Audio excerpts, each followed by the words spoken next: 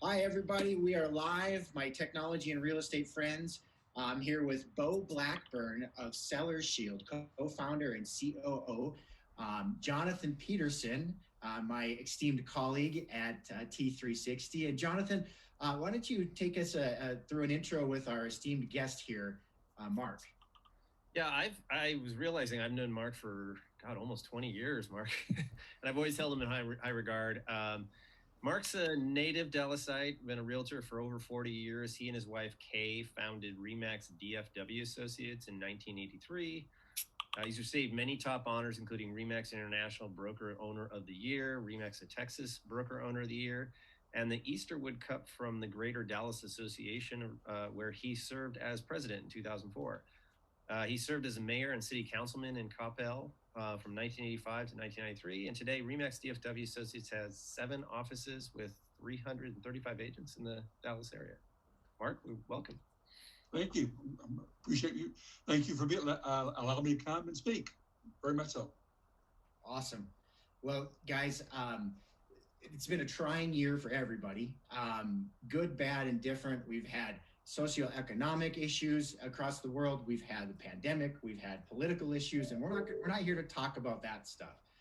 We are here to talk about, really fundamental how real estate has or is changing, and what the audience really needs to be aware of. And so, Bo, I'm gonna really pose a bigger picture question to you about, as real estate is changing, the way we communicate with consumers, the way that forms are being adopted and used, and really we're seeing a major shift, as Jonathan and I deal with forms and associations a lot, a major shift in how that's all the stuff that's happening there.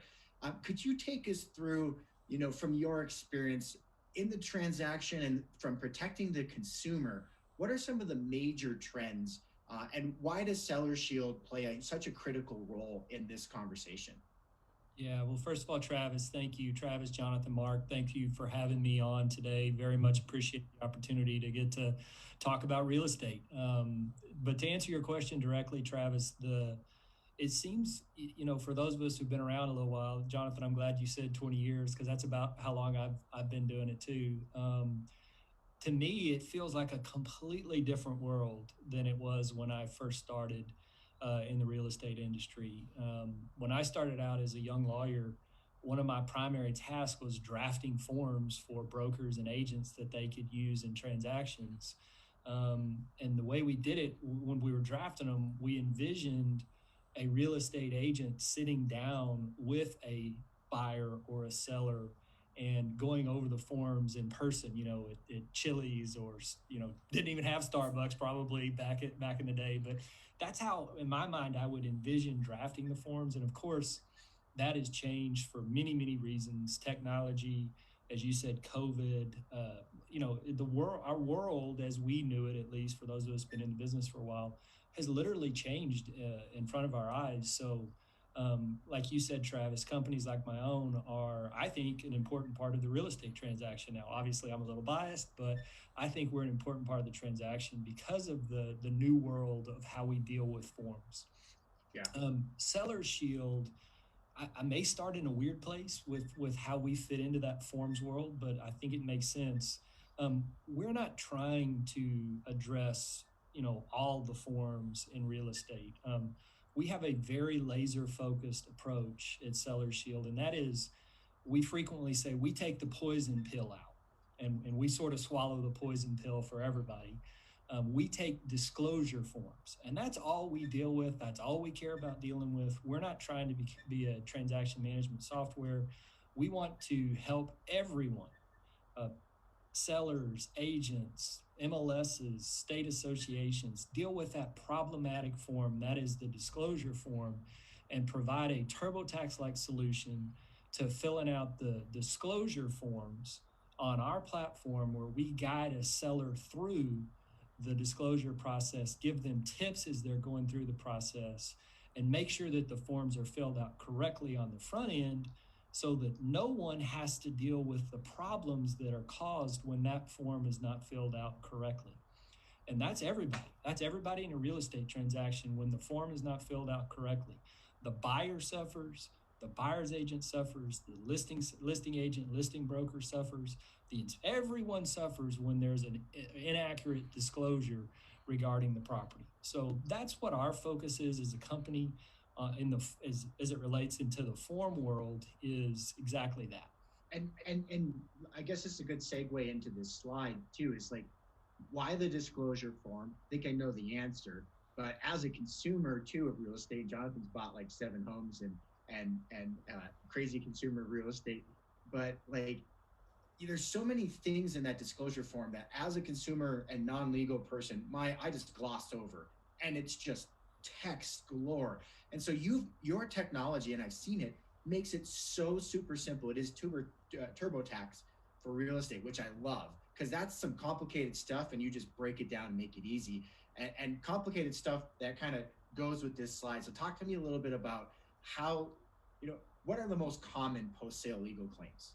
Yeah, no, great question. I'm going to answer your first question is why. Why do we focus on just the disclosure forms? And the answer is simple, because that's what causes the problems. I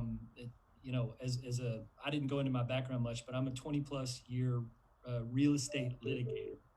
I have represented agents, brokers, and sellers as a lawyer over the last 20 years when there are claims that pop up as a result of a residential real estate transaction. And over and over and over and over and over, I could go on and on. The problem stems from a mistake or an alleged mistake on the disclosure notice. So it's as simple as that. I got about 15 years in, and it just hit me like a ton of bricks that the problem that causes lawsuits in a residential real estate transaction is the disclosure form. It's really as simple as that. So that's why my company focuses on the disclosure forms and only the disclosure forms. We don't view ourselves as a technology company or a forms company. We view ourselves as a risk management partner for folks in the real estate transaction. That could be a broker like Mark. It could be an agent. It's obviously a seller. Our name is Seller Shield, but we help everyone that's involved in the transaction by getting the disclosure documents done right. So that's the answer to your first question. Your second question is, what are some examples? I'm going to give you the typical factual scenario that I saw as a litigator over and over and over and over again. And I bet Mark can probably speak to some similar observations in his career. But what we saw over and over and over again was a scenario where you have a transaction, buyer moves in, they live in the property for some period of time, and then after living there for months, could be 2 months, could be 8 months, could be a year. After living there, they discover a defective condition with the property that they claim wasn't properly disclosed to them, number one, by the seller, number two, by the listing agent and brokerage, and then they claim that their own inspector didn't discover it and that their own agent didn't give them advice that would lead them to discover the issue. And I saw that over and over and over again, from my very first lawsuit back in 2000 to the lawsuit that I got on my desk yesterday. That's what we see over and over and over again. Now, what are those defective conditions? Well, they vary, but the one that I saw just hundreds, if not thousands of times, was something related to water. Roof leak, water penetration, plumbing leaks. Foundation movement because of water. Water. I got to be an expert on rain here in Central Texas because it was so impactful in the cases that I saw. So that's what we see over and over again. Great. JP, why don't you take it over to Mark, and let's hear some real life examples. Yeah, well, that's exactly what I was thinking. It's kind of a good segue over to Mark. It's like, for a real life, I know you're the ideal client, Mark, for Seller Shield. With you've got a strong focus on operations and the legal side of your business. Take us through, why did you seek out and decide to work with Seller Shield? Well, I appreciated what the comments that Bo was making, because that's exactly, I look through the years. We, as a company, we average about 5 to 6 lawsuits a year. I can only think of one that was not over a seller's disclosure. An agent got sued because they didn't smile while they were showing the home. But beyond that, it's always been seller's disclosure, and 90% of it has to do with water, as Bo mentioned. So a case that brings to mind this last year was we had a situation where the buyer, after they had moved into the home for a short period of time, a water leak, a shower leak, and a shower pan issue in the master bath. And of course, it was everybody's fault but their own, of course. And of course, they filed demand letters and all that went through. The agent was getting ready to go on vacation. And of course, needless to say, most any agent, when they receive a demand letter like this, they're stressed out. And my comments to her, first of all, did she have everything in our back envelope, which is called back agent? She did. She even had all of her notes and text messages and all that stored as well. I said, okay, and did you do these 4 items that reduced your deductible from what we have as $5,000 down to $2,500? She did. I said, did you also use Seller Shield, and will the seller purchase in the insurance? She did. I said, you don't have a thing to worry about. Go and enjoy your 3-week vacation. We will submit all of this paperwork to our, attorney and to our, firm, and just going down the road. Don't worry. Fortunately, it was all able to get resolved and settled prior to us having to call Seller Shield and say, okay, we need your assistance here. But it was one of those peace of mind, if you will. I mean, her relief factor, and had her best vacation ever, just knowing it was all resolved. Didn't have to worry about a thing. She had done everything she was supposed to do. She wasn't responsible for a shower pan. The seller was, or the buyer was, and they negotiated that out. But at any rate, that's sort of a case in point. I just think it's a relief factor to the agent and to the seller. But I look at it for my agents, that they can sleep at night and not worry about it. So, great. I think about myself in those shoes of the agent, and I know when I get an email on like Friday afternoon, or I'm going on vacation and it's something like that, it's only thing on my mind. And we're in a compassionate industry. We're selling homes. Like this is amazing, but boy, having something go wrong like that would be heartbreaking. Yeah. So Bo, I'll pull up the second slide that you can talk about, but talk about some of the post-sale legal claims and your experience there. Yeah, happy to. It's not too dissimilar from what Mark mentioned. In fact, it's very similar. Before I jump into that, let me mention at Seller Shield, as I said, we're a risk management company. We have 2 core products, and I went over the first one, which is our TurboTax-like solution to filling out the disclosure documents. Our second product is something we call home sale legal protection. And Mark referenced it as our version of insurance. It's technically not insurance, but I know why he refers to it. I refer to it that way sometimes too. It is a protection policy for sellers in the event that there's some type of claim made against them. And I want to be clear, we don't scare the sellers into this because frankly, claims don't happen all the time.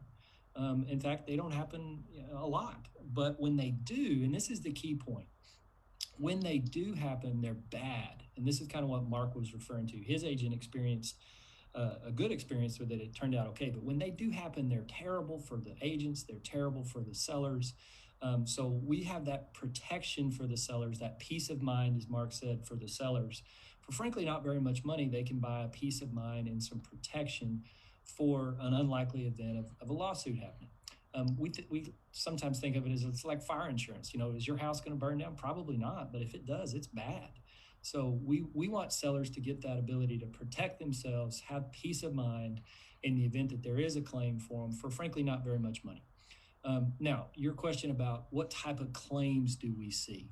Well, I referenced earlier the factual scenario that we see, and it's the buyer moving in and having a defective issue with their property. The legal, and this is not intended to be a legal class at all. I'm gonna make it very simple. The normal claims we see are these 4 here: fraud in real estate, negligent misrepresentation, DTPA. Don't need to worry about that at all. When you're thinking about residential real estate claims, what you really want to think about is one word, and that is misrepresentation. The buyer is claiming that the property was misrepresented to them when they'd made the decision to buy it. That's all you really need to think about when you're talking about the legal claims, that there's some type of misrepresentation that's related to the property and that the buyer moved in and they claim is different from what was represented to them. And those claims, and this is, I'm going to sound like a broken record, but those claims typically come from the disclosure notice. Hence, why my company, the risk management company, is laser focused on getting the disclosure documents done right on the front end, so no one has to deal with this. Travis, does that get at what you were asking? Yeah. All right. So JP, you've actually got some experience in this area too, not only from the sell side, but you deal with transaction management and all of this stuff all the time. And so when you're rolling this out with a brokerage, what are some of the things on your mind, and maybe you could ask Mark, what are his experiences? Well, that's what I think I would defer to Mark. I am by no means an expert in this, so I would defer to Mark to say, like, how did you roll this out to your agents? How do you introduce this? How do you, present this to them and implement this? Well, we have quarterly business meetings in our company. Of course, the last year they've been on Zoom, but prior to that, of course, in person. And I'm thinking back. I think we had Seller Shield come. I know we did. Come and speak to us. In fact, has come to speak to us 2 or 3 times, and really did the introduction that way. It was well received at first, and then agents had to see if one agent had to see if another agent was using it, and if they had found it acceptable, and so it began to spread. Most recently, we had a Zoom meeting with Seller Shield for agents who have recently joined the company over the last year, and that proved very successful. Another increase in acceptability rate, but it is really one of those things that is, if it gets out of mind, it gets forgotten. So we are constantly introducing and reminded. Again, our business meetings are only once a quarter, 4 times a year. But those meetings are power packed and strongly attended by the agents, 70 to 80% attendance. So we leave these type of things to that type of meeting to go over different programs we offer that always are there to help the agent. Right. I got 2 questions on that. One is, how do you inject it into your routine business processes? Like you mentioned Back Agent as an example. So is this part of an integration with Back Agent so that your agents know about it and it's brought to the forefront? And then ultimately the next question, so how do you integrate it? And the second question is, why? Why you? Why the broker? Why did you jump in and take this control and give your message to other brokers? Well, the thing that's I'll do the second part first. The thing that really impressed me about Seller Shield was the drop-down boxes, that the agent didn't have to be there, didn't have to answer questions to the seller. You can say 90 times, you can say all you want to, please don't help the seller with the disclosure, but they get wrapped into it sometimes. And so these drop-down boxes that Seller Shield has proved invaluable. That the seller, when they have a question on a line item, they can do the drop-down box and they can get clarification. So that to me was very important. How we've made it a part of our company, yes, is primarily through our Back Agent system.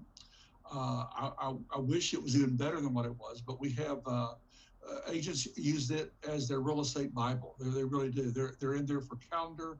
They're in there for transaction management. They're in there for questions and answers and different needs. So when an agent inputs a listing, there's all sorts of questions that before they can even input on different things that we have. Unfortunately, we do not have the situation where Seller Shield be an option along with just a regular online disclosure form or a written disclosure form. But we do have at the top of in Back Agent all the different links that we have.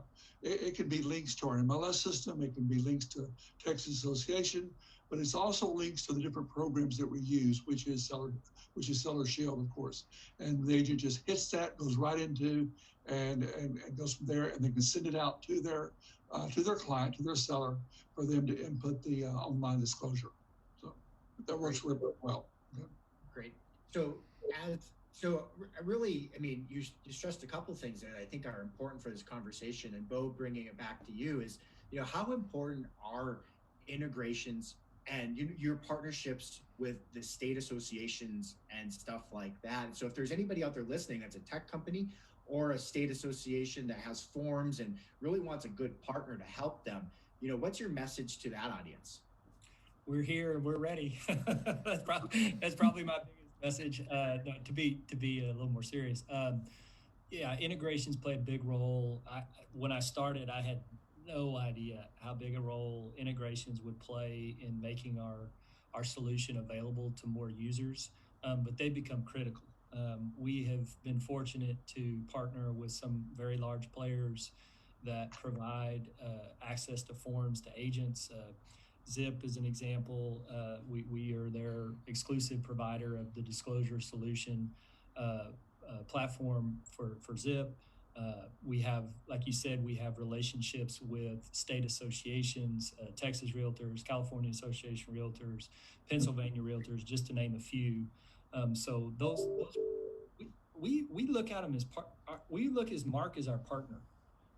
I don't view Mark as a client. I view Mark as a partner.